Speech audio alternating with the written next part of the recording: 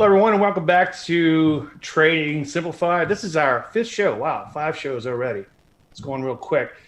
Well, I'm getting a lot of questions about the links for my slides, my books, and there's other things that I've mentioned. If you go to www.davelandry.com/stockcharts, you can get those things. If you put your information in, if you could give me a couple of hours just to get it set up, because we have some new information from today. Plus, I'm liable to mention some new things in discussion, and I'll get those put in there too. So what are we going to talk about? Well, we covered some of the setups. I know everybody's a setup junkie, and I promise we'll get back to more and more setups. And I think the methodology in action, which we covered last week, was very important. And we also covered a little bit of money management, which is also crucial. But I think the trading psychology is probably the biggest missing piece out of all that. So we're going to get into it just a little bit, barely scratch the surface, and we're going to come back and revisit it quite a bit. If I could go back in time and talk to that younger punk 30 years ago, I think I would tell him, don't grail hunt so much. Don't worry about setups as much.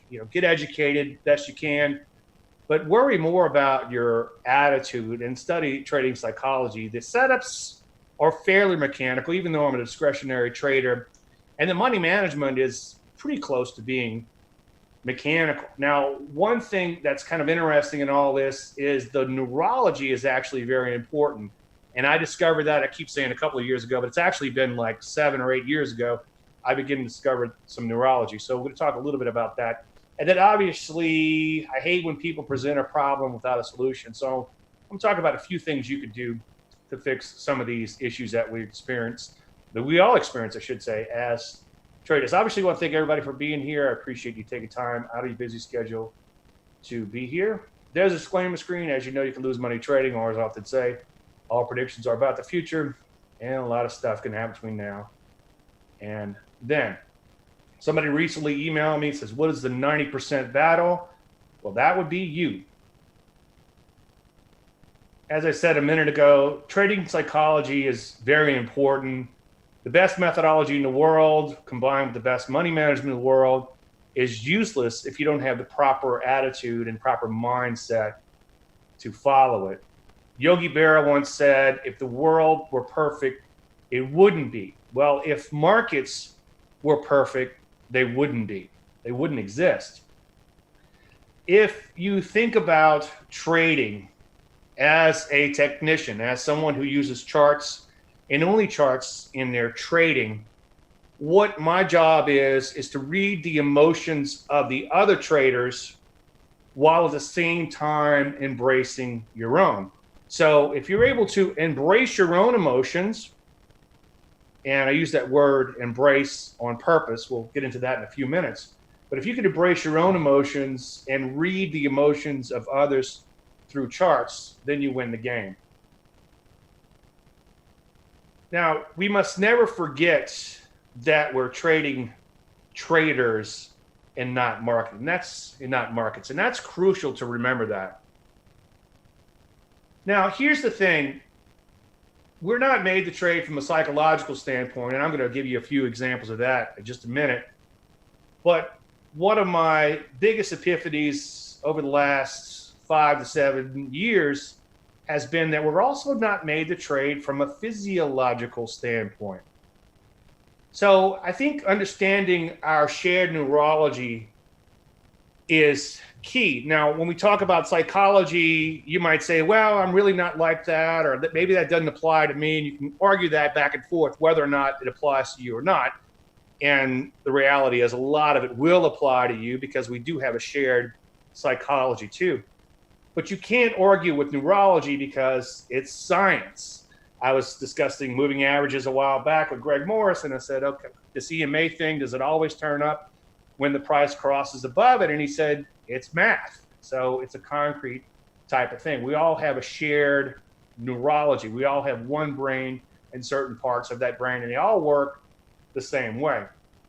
So let's get into just a tiny bit of neurology 101 as it applies to trading. Now, 7 years ago, I was speaking at a conference in San Francisco, And Denise Shaw was also there. And she talked about the fact that it's impossible to make a decision, any decision, without emotions, even what you want to have for lunch today. And her point was all these people say you have to eliminate your emotions from trading. Well, guess what? You can't. So instead of eliminating them, you need to embrace them. So again, every decision comes with emotions and stress. And I think that you have to make as few decisions as possible. In fact, the fewer decisions you make when it comes to trading, the more successful you will be and the less likely you will be to burn out. Inner city ER doctors who have to make a lot of decisions in the heat of battle, and air traffic controllers and day traders, they all have a very high burnout rate. At a conference several years ago, I was speaking and I was the oldest guy there by a long shot. I would say 95% of the people in the room were less than 30 years old. It'd be great to go back in another 5 years and see who's still around. So I think it's important to reduce the amount of decisions. Now, I know it's cliche, but you need to plan your trade and trade your plan. Anytime you bust your plan, then you start creating more and more and more decisions. Or anytime you wing it and take a trade that's kind of off the cuff, you're creating more and more and more decisions for yourself. And as you can see from this decision tree, it begins to grow geometrically real quickly if you're not following your original plan. So I would encourage you to reduce the amount of decisions that you make by simply following the original plan. Now, getting back to the neurology and decision-making process, you can't make any decisions, again, without emotions and stress. Those people through unfortunate accidents or possibly illness who have this lower end part of their brain, their more primal part of their brain damaged, this limbic system, which consists of the amygdala and a few other little pieces and parts, they can't make any decision. They arrive at a stalemate when asked if they want to have lunch today or tomorrow because they can't figure out if one has more of a consequence than the other. Neither one has any emotions or stress involved. So this little part of our brain is crucial for our survival because let's say you're getting ready to step off the curb in front of the cab, it's going to have this impulse reflexive action that's going to make you jump back off the curb, or I should say back onto the curb, as opposed to sitting there and contemplating your navel and getting killed by the cab. And that's why people who have had this sort of brain damage, they cannot function in society and that they're in institutions because of that. So it's something that you have to embrace and understand and realize that a lot of times this little bitty part of your brain is causing you to make snap decisions in your trading. So a lot of times that little small part of your brain controls the rest of what's sloshing around up there. Now, here's the great thing. It only takes about 3 seconds to bypass that emotion and get to your left brain, your right brain, again, and everything else that's sloshing around up there to make a informed decision and not some sort of snap decision. Now, a great example of this is the next time you find yourself getting ready to have an emotional reaction to your spouse or significant other, hopefully not both at the same time, just count to 3. And I like to kind of see it as the Terminator brain, where your wife says something, your spouse, whoever, and it kind of sets you off a little bit, but you see that little Terminator response in your head. And if you can give yourself a few seconds before you respond, it's going to save you a lot of grief. And I do this quite often. And I told my wife once about talking about this at a presentation. And she's like, "You really do that?" And I'm like, "Oh God, babe, you have no idea how many times I do that." And when I don't do that, I catch myself and say, "Oh, why did I do that? Why did I not just count to 3?" So applied to trading, if you have some sort of commitment device, and just recently I created a little 3x5 card, and it says, paraphrasing, I will take the best and leave the rest, trend trades, even if that means passing on okay opportunities and watching them occasionally take off without me.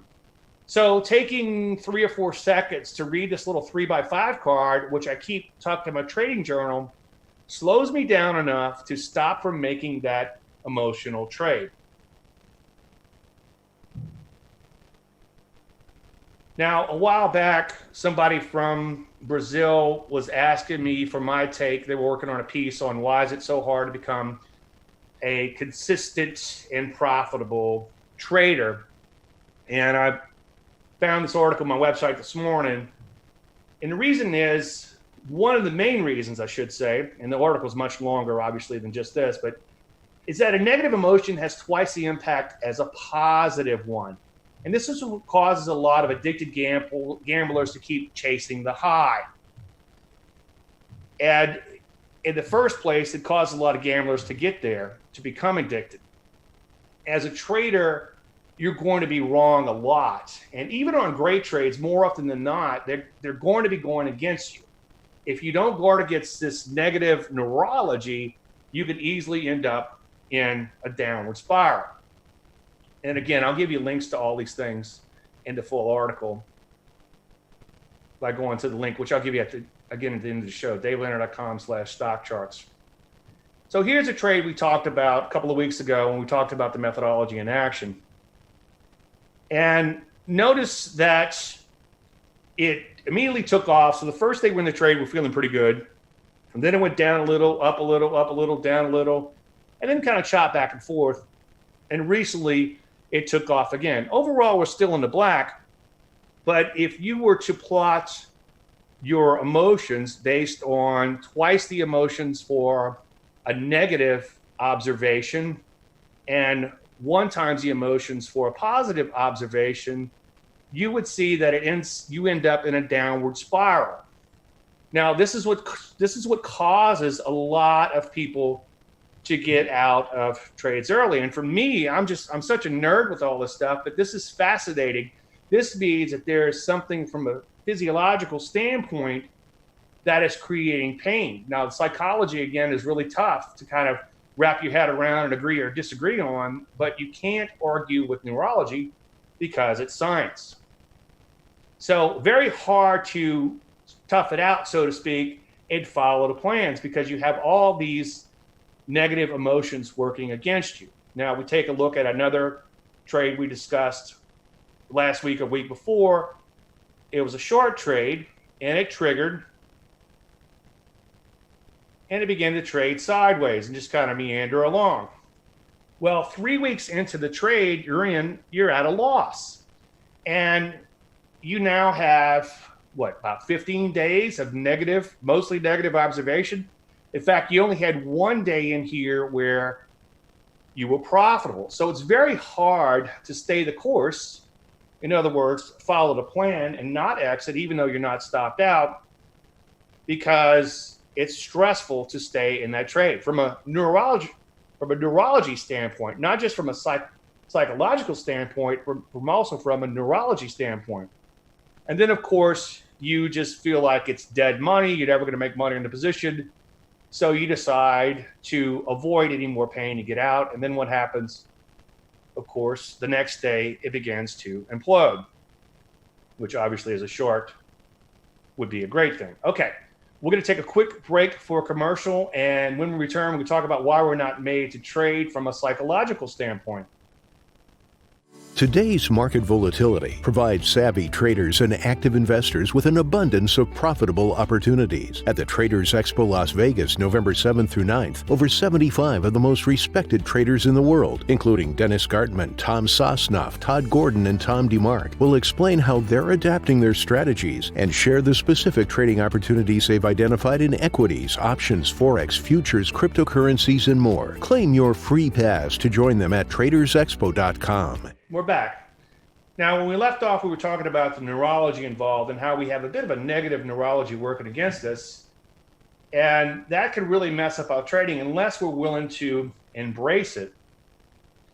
Now, from a psychological standpoint, we're just simply not made to trade. And I'm just going to scratch the surface here, but I've spent hours discussing the fact that the real world and the trading world are two different worlds. In fact, what makes you successful in life could often be the worst thing for trading. And many times logic just simply doesn't apply. You have to, again, remember that markets are emotional and so are you. So as one, for instance, as far as the real world versus the trading world, action is what makes you successful in life, but patience is key in trading.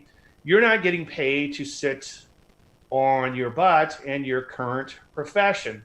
But in trading, often you either have to wait once you're in a position, or what's even worse for many, especially me, because I feel like I'm a person of action. In fact, I know I'm a person of action. Very hard for me to wait patiently for the next good trade to come along. So action makes you successful in life, but patience is key in trading. And in life, failure is not an option many times.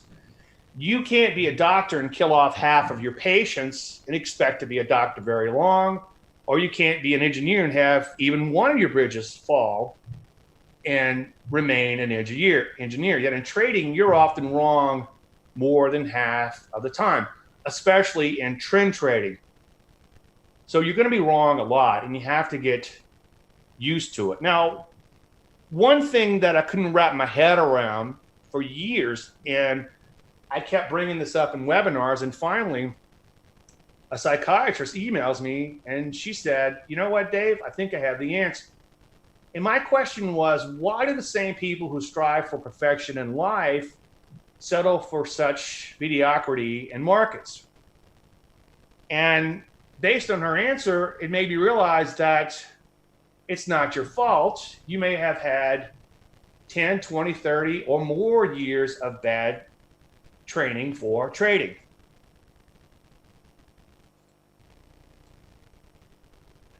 I think I can answer the question about why highly trained and skilled professionals can't seem to get the chart reading / trading thing. I am a physician who specializes in psychiatry. Doctors, lawyers, and mechanics are trained to take whatever train wreck comes along and fix it. We are expected to do something immediately regardless of the conditions and despite the possible negative outcomes of our action. As a physician, if you dwell too much on the potential negative outcomes, you will become a deer in the headlights and not be able to function. So we tend to minimize the negative aspects of situations. Waiting for the perfect pitch is not what we are trained to do. And here's the clincher. We have no training to prepare us for sitting on our hands and waiting. It is simply not part of the mindset. So the more successful you are in life, the harder it may be for you to trade because you've had years of bad training. Now, here's the good news.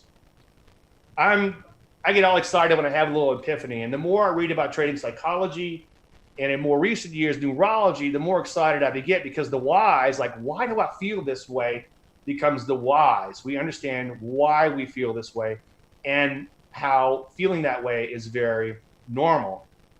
Larry Williams' son wrote a book called The Mental Edge of Trading, and he suggested taking a personality test. So I did, and I scored very low in agreeableness, and I scored a 0 in modesty. So these are two of the worst traits that you could ever possibly have. In other words, I expect the market to agree with me. I'm obstinate, and I have 0 modesty, which means that I have a huge ego. I like to show off. And I wasn't quite sure about this personality test thing, and I told my wife and kids, it's like, can you believe it? I scored low in agreeableness.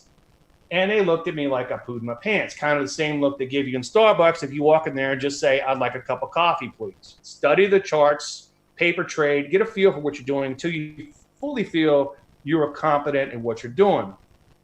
And at that point, the great thing is you know what you're doing wrong. I've fixed so many people just by asking them, what are you doing wrong? And 9 out of 10 times they tell me. It's like, well, like the doctor joke, don't do that. Until you do become consciously competent and gain some experience and put some reps in, what you want to do is trade at a meaningless size and build. So your trades should not amount to more than what you would spend on some sort of hobby and not stress over. For instance, maybe a round of golf or something like that. Once you become consistent, then you could build from there. Now, you could trick your brain through little small steps to tiptoe past the panic monster. The panic monster would be your little amygdala that sets off all these alarms, and you freak out and you get super emotional, hyper emotional, and you're busting the plan and not doing what you should. Little things, take a deep breath, get your little 3x5 card like me, and write down on that card, what are you going to do before that trade? And you'd be surprised at how just those few seconds could keep you out of a lot of trouble. Commit to commitment devices. Commitment devices is something that keeps you from harming yourself. I'll give you a very extreme example. It doesn't have to be this extreme, but if push comes to shove, then you might have to take more drastic action. I had a client who was guilty of doing a lot of day trading, and he was doing okay as a trend trader, but every now and then he'd blow up his account as a day trader. Now, these were small accounts, and he would just refill them, rinse and repeat. He finally reached a point where he was going to have to quit day trading. So what he did was he moved his account, his trading account, over to his wealth management account, where he had to physically call in the orders. And he told me, he says, Dave, I don't want to call in 100 orders a day and look like a lunatic. And those are his words. So a commitment device might not have to be so drastic. If you're sitting there watching a screen, you're creating a negative feedback loop. And the more observations you make, the more negative you will become, and you're liable to bust your plan. So what you can do is you can put orders in place and let the market make decisions for you. Case in point, I was watching a position go against me this morning, and I said, well, I'm just going to get out. It's like, no, you have your order in place, go eat breakfast, and when I come back, now this doesn't always happen, when I came back, the position had turned around and was moving back in my favor. Had I sat there and watched the screen, I would have been inclined to get out. So a commitment device could be something as simple as placing an order and walking away, or obviously it could be something a little bit more drastic. Now, we all go on these grail hunts in trading and do a little bit of that early on, but find something simple and stick with it.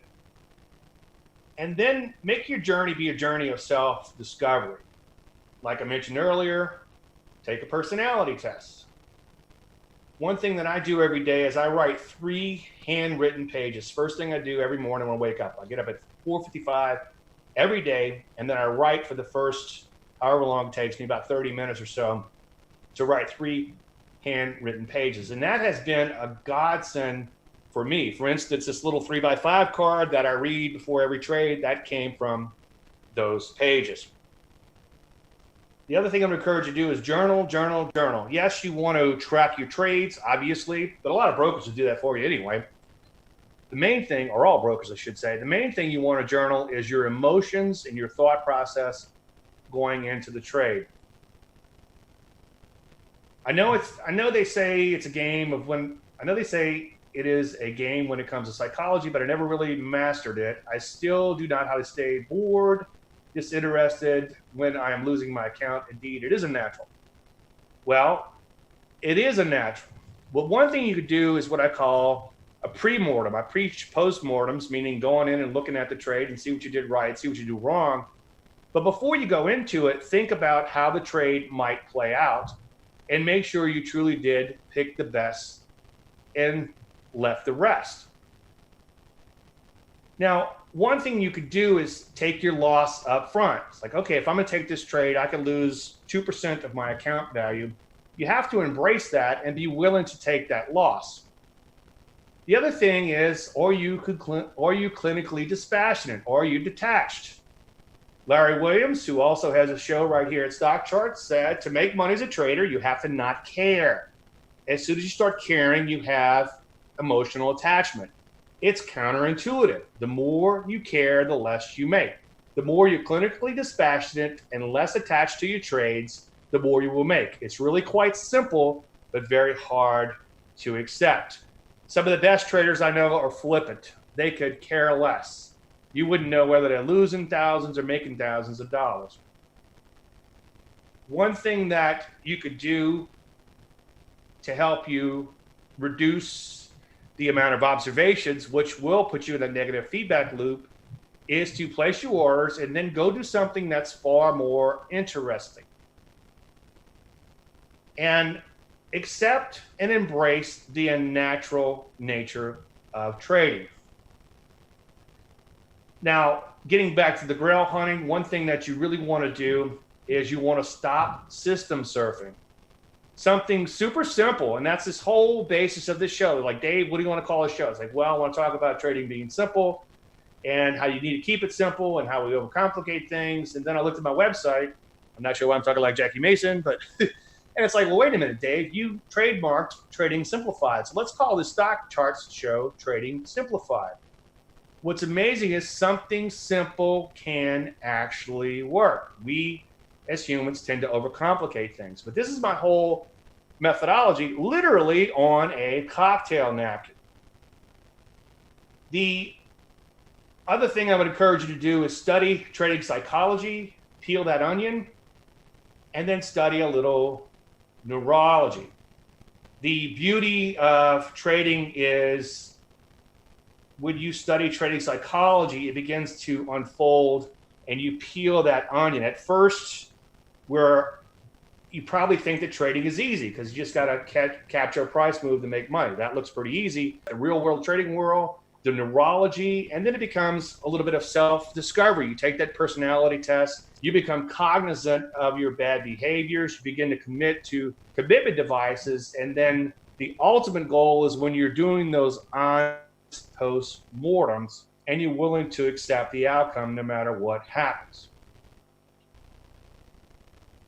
So if you want some follow-up information on all this, I'm getting this question a lot, www.davelandry.com/stockcharts. I'll put a link to this article. I'll put all 3 of my books in this link, and I'll also give you the slides to all the presentations up until now. And from this point forward, what I'll do is I'll just give that 1 week's slides. So I'll put all 5 presentations into this link, and then from now on, I'll just do the current one. Give me a couple hours to get that set up. So thanks everybody for watching. May the trend be with you. Dave Landry.